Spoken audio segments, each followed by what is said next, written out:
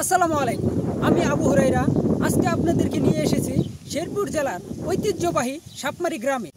এমন একজন ব্যক্তির কাছে এসেছি যিনি শৈশবের স্মৃতি ধরে রাখছে। আমি সরাসরি চলে যাচ্ছি তার কাছে।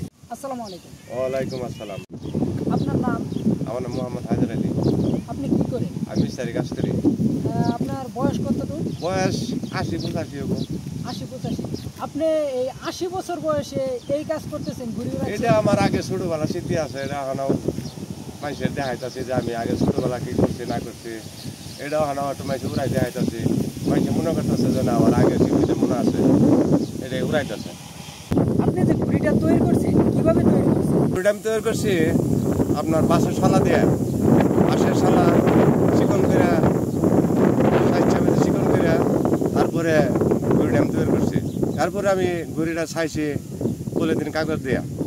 ছাওয়ার পরে লুঙ্গি কাটছি, একটা নেঙ্গুর বানাইছি, তারপরে নিশান দিছি, দেওয়ার পরে ঘড়ি আমি উড়াইছি।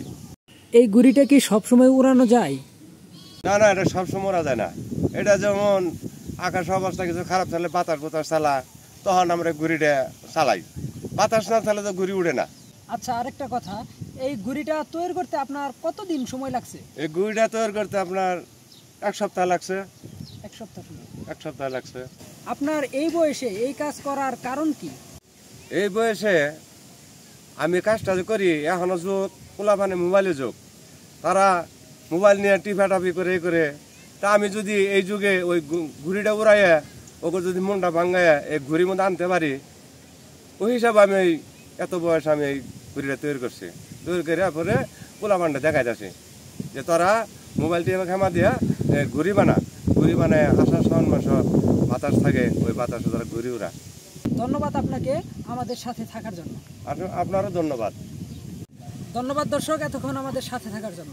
তো দর্শক, আমাদের প্রত্যেকের উচিত হায়দর কাকার মতো এরকম পন্থা বাছাই করা, যাতে করে ছেলে মেয়েদেরকে মোবাইল আসক্তি থেকে বের করে আনা।